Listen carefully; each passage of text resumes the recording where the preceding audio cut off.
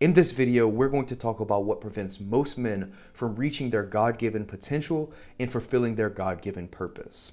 This is something that I wish I would have learned sooner, and this is something that a lot of men struggle with. And I know because I'm a full-time fitness coach. Outside of this channel, I have an entire separate channel that's dedicated to fitness, and I've been a full-time coach for 3 years, and I have conversations with men every single day. And not all of them are about spirituality, not all of them are about God, but they are about living life to the fullest and becoming the best that they can be. So I know what men are struggling with, and this is a common struggle for men, whether they're in their 20s, 30s, 40s, whether they're dads, whether they're single, whether they're married. We all seem to share this struggle, myself included. And so in this video, I want to break down what I've learned to be the biggest cause of all of this and give you some hopefully actionable steps that you can take in order to grow further in your purpose and to become the man that God designed you to be. Now, this channel is called Fit for the Kingdom, and this is my first video recording on this channel. And I'm very excited to share this because when I say fit for the kingdom, I don't mean fit to enter the kingdom of heaven, right? There's nothing we can do as humans to step into the kingdom of heaven other than receive the free gift of salvation through Jesus Christ, through his blood, and through the sacrifice that he made on the cross for us 2025 years ago. That is all that is required to step into heaven, to receive that free gift of salvation. When I say fit for the kingdom, I mean becoming a man who is as fit physically, mentally, emotionally, and spiritually as possible to serve the kingdom of heaven, to align with God's will, and to grow his kingdom. That's what fit for the kingdom means, and that's what this channel is going to be all about, and that's what this video is about. Now, specifically in this video, we're talking about what prevents men from reaching their God-given purpose and fulfilling the potential that God has for them. Well, guys, you might be thinking, oh, is it this sin? Is it that sin? Is it lust? Is it greed? Is it pride? Is it ego? Is it selfishness? All of these things are very prominent in today's society, right? Gluttony is also a huge one as well. This is one that I talk to a lot of people about. But none of these specific things are what actually prevents men from reaching their God-given potential and fulfilling that purpose. You see, what really keeps men from reaching their potential and fulfilling God's purpose for them is guilt and shame. And why is that? It's because when you get stuck in a loop of guilt and shame, you will not turn to God quickly. You will not relieve the emotions and the spiritual weight that comes with guilt and shame. And so your actions will not be aligned with God's will, and your energy behind those actions will not be of a high frequency. Now, some of you might be thinking, what is he talking about frequencies? Like, this seems to be kind of like a Christian video on a Christian channel. But before I was a Christian, guys, I was very much into like neuroscience and, energy. And I know all this might seem like a red flag, but I promise it all makes sense. When I was studying all of this before, I would look at an emotional frequency chart, and guilt and shame are at the very bottom of the emotional frequency chart, even below grief. And this is the greatest tool of the enemy, guys. The guilt and shame is the greatest tool of the enemy, because when you are operating out of guilt and shame, the energy that you have is closed off. It's not bold. It's not proud. You're not going to be as able to be a representation of Christ and to boldly proclaim your faith everywhere you go. And so when you fall short, the enemy will use guilt and shame, and he will whisper in your ear and tell you the things that you don't want to hear, that God is angry at you, that you've fallen short to the glory of God. You can never live up to his expectations. You're not meant to grow the kingdom. You aren't even worthy of the kingdom. All of these different things. You're too weak. You're not strong enough. All of these things are of the enemy. And the reason it's so important to understand this is because you have to understand that the enemy will continue to use this guilt and shame. Because what's the first thing that happens? Let's say you fall into lust. What's the first thing that happens? You feel guilt. You feel shame, and you feel this guilt and shame, or maybe not even lust. It doesn't just have to be lust. Maybe let's say you do something incredibly selfish and you realize it later, and you're wondering, why did I do that? And you start to feel guilty. You start to feel shame. What happens? You stop praying as much. You feel guilty. You curl up and you try to hide from God as if that's even possible. I know personally because I've gone days without praying simply because of the guilt and shame that I've felt. And this is what the enemy wants. When you feel the guilt and you feel the shame and you turn from God, not because you don't love God and not because you don't think that God is glorious and that God is worthy, but that you aren't worthy of him. And so you turn away from him, you hide, you stop praying, you stop connecting with him, you stop reading his word. Maybe you stop worshiping as much. Maybe your music choices change, right? And you don't show up in the world as the best version of yourself, as the man that God called you to be. And as long as you stay in this loop, the enemy is winning. Because every day that you stay in this loop, you are falling short to God's purpose for you. And this is his greatest tool. So what do we do instead, guys? The first thing we do when we fall short is give it to God. Give it back to God. Tell him you're sorry. Tell him you regret it, if you genuinely regret it. And I'm assuming if you're watching this video, it's because you've felt this before and you do genuinely regret the actions, right? And it doesn't always have to be this heinous thing. For some people, a lot of the guys I speak with, it's gluttony, right? They're binge eating, they're overeating, and they're defiling their body.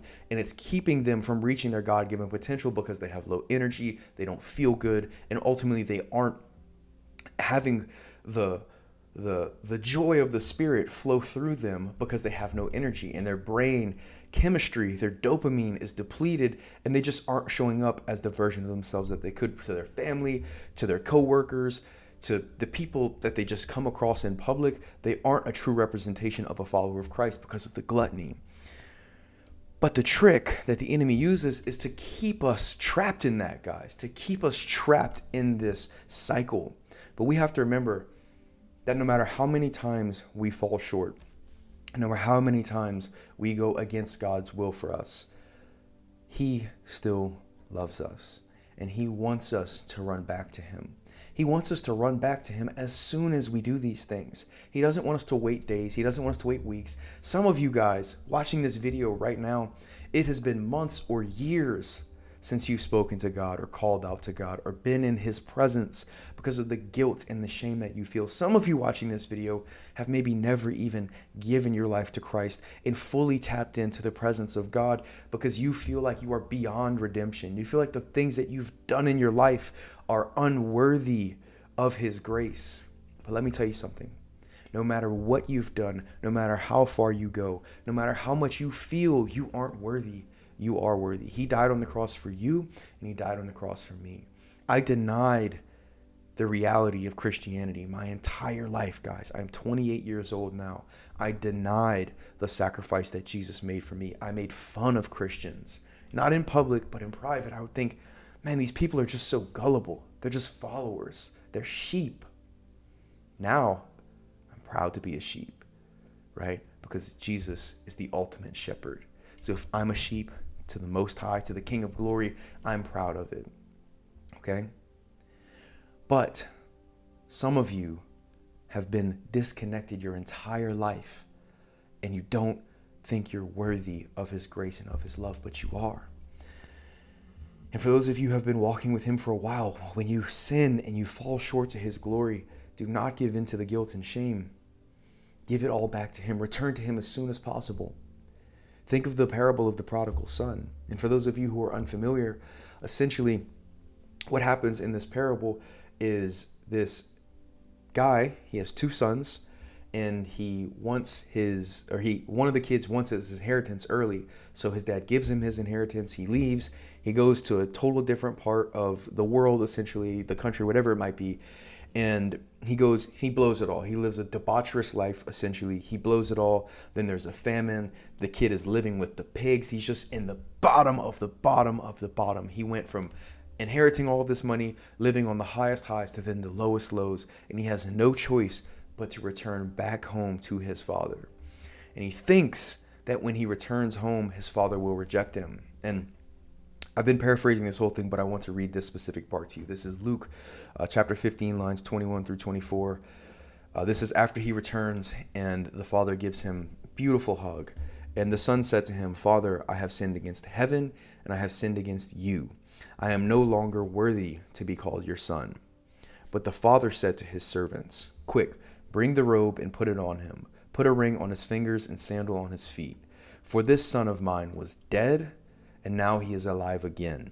He was lost, and now he is found." So they began to celebrate. You see, guys, God feels the same way about us. Every time we fall short, every time we turn away from him and his will and his glory, and every time we choose our way over his way, he's there waiting for us. He always is. No matter how far we run, no matter how far we go, he is waiting for us. And that endless love and that endless grace is available to us at all times. So when we fall short, rather than feeling guilty, rather than feeling shameful, give it to him immediately. Turn to God. Let him know you're sorry. Don't sit in it. Don't feel guilt. Don't feel shame. Recognize that this is part of life. This is part of the journey. You're going to fall short into your habits and patterns that you used to have or that you're currently struggling with. You will have to work on this for your entire life. But don't let the enemy make you feel like you aren't worthy.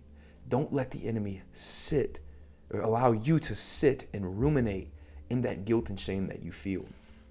Whatever it might be, that guilt and shame is going to keep you from fulfilling your God-given purpose.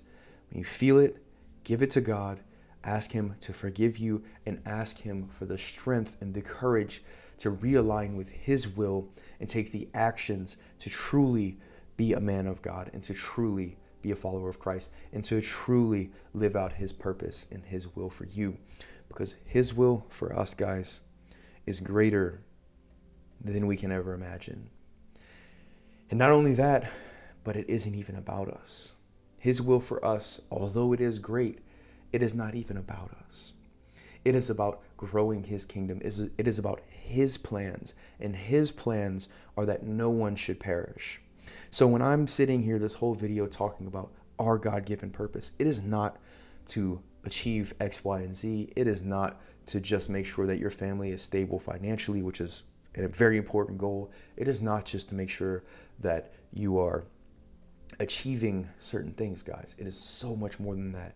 It is becoming the man that he called you to be so that he can use you to grow the kingdom. If you're a follower of Christ, you know the glory of God. You know the love and the grace that has been extended to you. You should want everyone to know it. This is why I'm making this channel, because my heart hurts when I think about the people who don't know the living God, who don't walk in fellowship and relationship with him, and who may not know him for all of eternity. My heart hurts for those people. That's why I'm making this channel, because we need to be disciples. We need to spread the gospel. And the only way we can do that is to be aligned with his will. And the only way we can do it to the best of our ability that he has given us and that he wants from us is to never let the guilt and shame that we may feel win, to always run back to him like the prodigal son, give it all to him, move forward and align with his will. So thank you for watching this video, guys. I hope you found it helpful. This is video 1 of Fit for the Kingdom, and I think I'm going to love this. I feel alive right now. My soul feels on fire, and I truly believe this is something that I'm meant to be doing. And yesterday I had a conversation with an elder at the church, and he basically told me that when you get flooded with the Spirit, everyone is given a gift or multiple gifts of the Spirit. And he told me that his is spiritual discernment. For 30-something years, he has had the gift of spiritual discernment. And I didn't know this when I approached him. I just knew that he was an older guy and he's been in the faith for a long time, and I wanted some counsel from an elder. And he told me that was the gift that he received from the Holy Spirit. And he told me what I already basically knew. And he said, you've been given the gift of evangelism, and you should not squander it. You should share the message. You should share the gospel. And I've been doing a great job of it in person. And I know that making these videos and recording this content and sharing the insights that I have as I have them is a huge part of this evangelism gift that I have been given. It will sharpen my sword. It will help me reach more people, and it will help God work through me. So thank you guys for watching. I hope you found this helpful. I don't take this video lightly, or the weight that comes along with being a part of God's kingdom.